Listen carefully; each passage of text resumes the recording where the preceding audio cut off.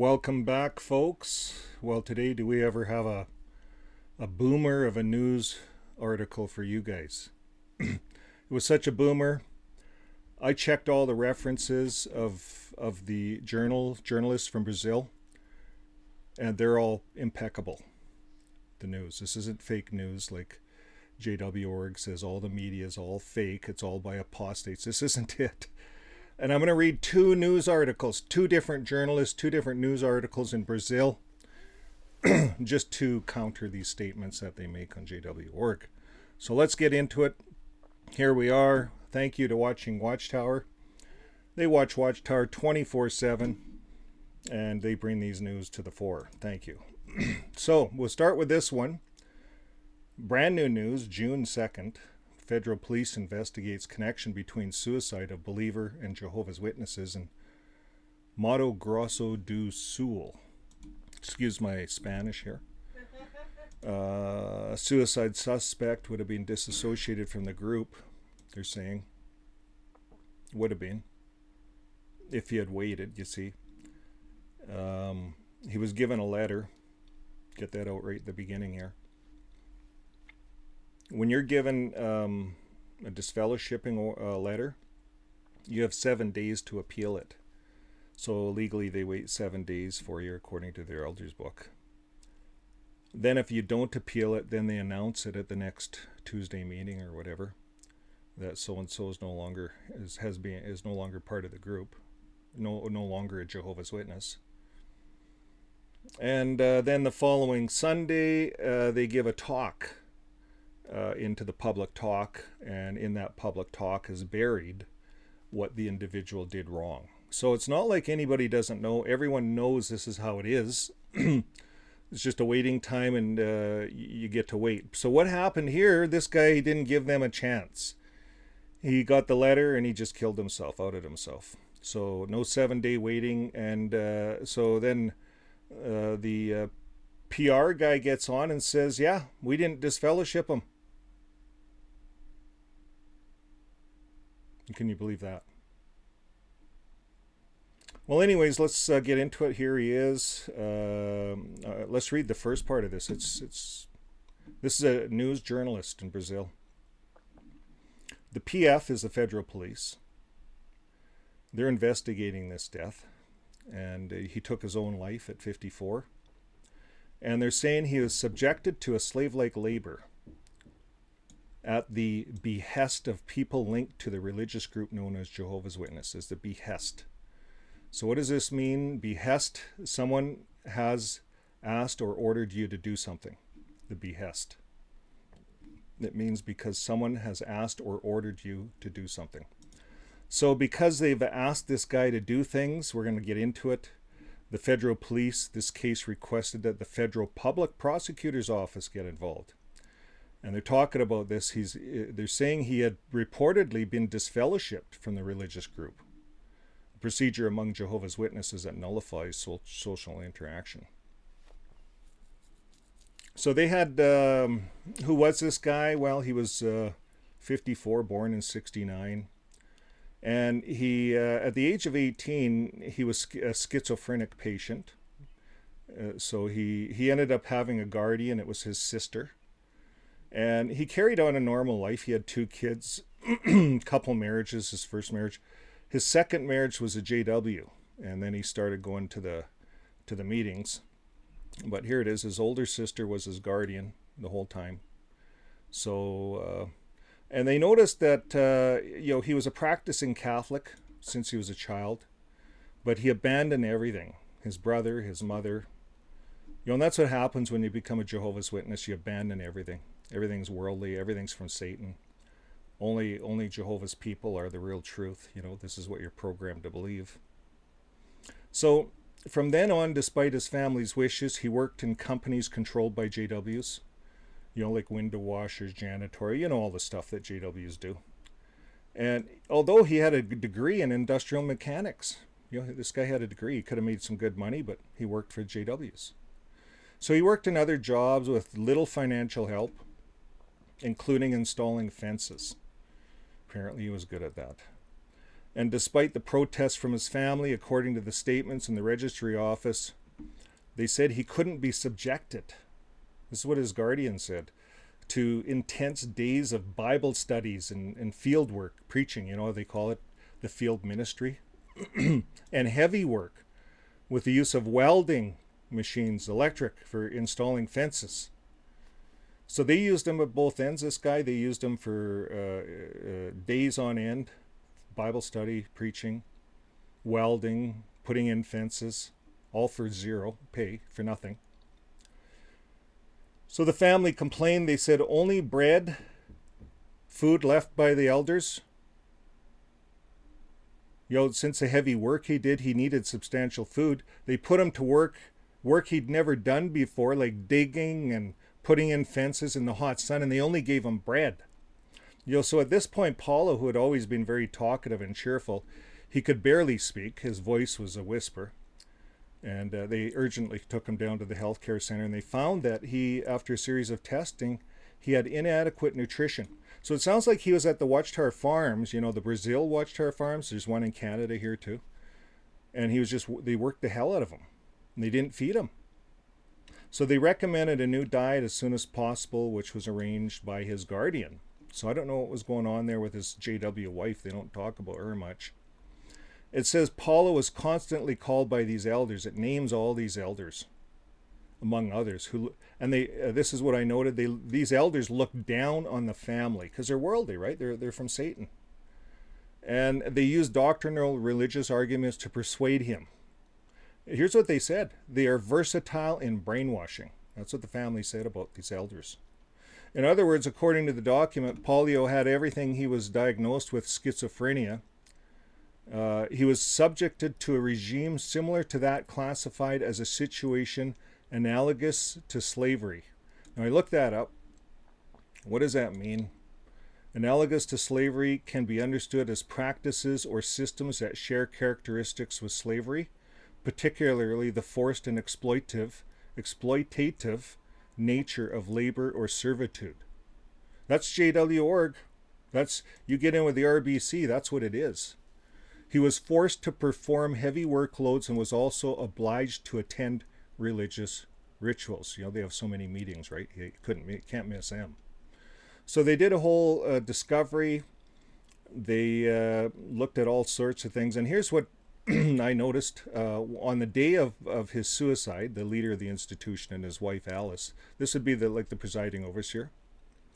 Well, they came to the family's house. He spoke to him at the gate in secret. All hush hush. They did not enter. So the guardian, his sister, she came out to invite him in, and they left when they saw her approaching. They took off.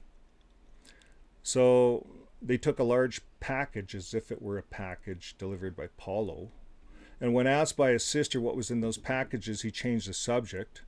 The whole family found this episode strange, since the leader, had never visited the house before. They left quickly when they saw the sister approaching. So it's on that very day that Paulo committed suicide, at night. Very day. Well, the family also wants to know what the purpose of the visit was and what was discussed. Wouldn't you want to know? According to the elder's testimony, Paulo was expelled. So he was disassociated from the religious group. So he already made a testimony. So they DF'd the guy. That was what was in the letter, I guess. They gave him a letter. After his death, in his room, his folder of documents and papers, the family discovered that he had a document entitled Advance Directive and Power of Attorney for Health Treatment, registered at the notary's office, naming a proxy of the doctrine on it, and as the elder, as a reference, a referral. So here's the kicker, folks. This document was made without the consent of the curator, Paulo's sister. She was the guardian, the sister. Without the knowledge of the family, even knowing that he was semi-imputable. So that's how the journalist put it. So the guy wasn't, he had a health concern, schizophrenia. He was diagnosed, and probably took medication and stuff. And here they did this all in secret, the JWs. They knew he had a guardian. They knew she'd say no. So this is, folks, this is going to open up a big lawsuit. I can see that coming. Jehovah's Witnesses who are religious followers do not accept blood. So it goes on to talk about a lot of stuff here. Jehovah's Witnesses, how it all works, the moral code, what does a Jehovah's Witness command say? So here's what the commander says, Jehovah's Witness commander. This is the regional spokesperson for JWs, Jehovah's Witnesses. So he said, oh yeah, we're all sorry. And here's what he said. Contrary to what his family reported, the guy that died, the JW spokesman says he was not disfellowshipped from the religion. You see, folks, how they twist it? See, he was disfellowshipped, but this guy's answering from the standpoint, like he was handed his letter, they had a judicial meeting, you're disfellowshipped, you have 7 days, to appeal it. Then if you don't appeal it, we announce it. So that's how it works. Was he disfellowshipped, folks? Did this guy answer honestly? I'm asking you guys out there, if you're PMO or if you're JW looking in on this, do you think he answered honestly? Why wouldn't he say, yeah, he was disfellowshipped? It wasn't announced because he didn't make the appeal. Obviously, he was saddened by our righteous policy, our God-given policy. He was saddened by it and took his life. Like they could answer honestly, but I think it would cost them in court, cost them money. This isn't a religion, folks. This is a corporation protecting their interests. They don't care about this guy. They used and abused him, took advantage of him. He built all those fences at their farms. They gave him bread, starved him, and then disfellowshipped him. We don't know what he did wrong because he didn't have a chance to give that talk. So the spokesperson also reported that the followers of the religion studied the subject suicide. And then the news article went to the JW.org here. They actually quoted the page and copied and pasted a bunch of stuff. But there's nothing in there that says that they should go and get medical treatment and help. It's just study the Bible, go out in service. Now I notice under some of their latest stuff, they are saying in fine print, if you're reading the fine print, maybe you might have to get medical advice. But anyways, the big print is go to all your meetings, go out in service and pray and read the Bible. Family defense, they have a lawyer hired. This is all in the works, folks. Civil police, So here's a section how to ask for help. The newspaper wants that out there before you commit suicide, especially if you're a Jehovah's Witness. If you're a PMO and you're in there, call one of these lines up if you're really depressed. Okay, so we're going to move over to this next article. I'll see how much of it I can read. It keeps kicking me out because there's a lot of advertising on it. But the death of a man with schizophrenia. The police sees evidence of exploitation, mistreatment, incitement to suicide in the report submitted by the family members. So the Federal Public Ministry, the MPF, reopened this investigation against the religious organization Jehovah's Witnesses after the emergence of new evidence of crimes such as slave-like labor. It sounds like there was an investigation already, folks, so it's reopened. And slave-like labor, wow. It's on the third line of this article. Psychological violence. Think about that. You're a Jehovah's Witness. All of us that got out, it is psychological violence. Human trafficking. They're taking human beings and working them without feeding them properly. In this particular instance, I thought Bethel's fed you properly. But in this instance, they didn't. But they traffic people. The RBC, human trafficking. Do you know every other religion pays their workers? The Mormons, who are in competition with the JWs and they're back and forth. Who was in the nicest Jesus? I don't know. Do you think the JW's Jesus wins? Not sure. They're taking his clothes off to see if he wins. But anyways, that's another video. Human trafficking, folks. RBC, if you're in with the RBC, you're being trafficked because you're told where to go and when to go. I used to get letters, emails, hey, we need you here and here, so-and-so. And if you phone in and you have holidays planned, well, are you not going to put Jehovah first? They give you the whole guilt trip, right? You're married to them. They're trafficking you from place to place. But you're part of the RBC. You got that big ticket on you, I'm part of, so you go back to the meeting. Oh yeah, I'm part of the RBC. I got to miss a week of meetings. But I worked my ass off. So anyways, this is human trafficking, folks. They don't pay their people. Incitement to suicide. In this case, incitement to suicide. A schizophrenic, using him in this manner, and they disfellowship him without the guardians. See, the guardians should have been at that meeting, that judicial meeting. So this is how the very first part, and then you can get more on this article. I started reading it. Once I got reading that far, I wanted to read the rest of it. So they talk about everything we've talked about so far. They said there's serious reports of exploitation of vulnerable individuals under the pretext of religious service. That's how they're pitching this.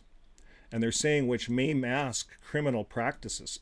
This is what the federal prosecutors ordering the transfer of the case to the federal police to conduct investigations. And here's what the family says. They turned my brother into a human rag, and they said they worked him almost to death. You know how Jehovah's Witnesses, they get a hold of someone in the worldly family, and they'll go and get that. They'll even do that with disabled people. So that's what's happening. They turned my brother into a human rag. He lost 13 kilos, could hardly speak. There he is. There's a picture of him. He's a pretty skinny guy. The family reports that despite being considered legally unaccountable due to schizophrenia, he was subjected to intense physical and emotional struggles with doctrinal pressure, isolation. See, I lost the article, so we're going to get out of that. But it says a lot of the same stuff, folks. I'm going to pin both articles, so if you want to read them right through, it's quite an interesting case. And I thought I'd get that breaking news out to you guys today. So this is going to be interesting in Brazil. We'll follow up on it. If you haven't subscribed yet, please subscribe. It really helps push the channel. And if you can share this video on your Twitter, TikTok, other feeds that you can share this stuff on. I don't even know what there is out there, but my wife does all that. So anyways, share these videos. It does help. These are real stories. These are real journalists, folks. This is the latest news, 2023. This is really current. Brazil, I think, has more JWs in it than Canada. It's a big country. There's a lot of JWs in there. It's a modern country. This should not be happening in a modern country like Brazil. So folks, that's the latest. Keep living your life with love, and we'll see you on the next video.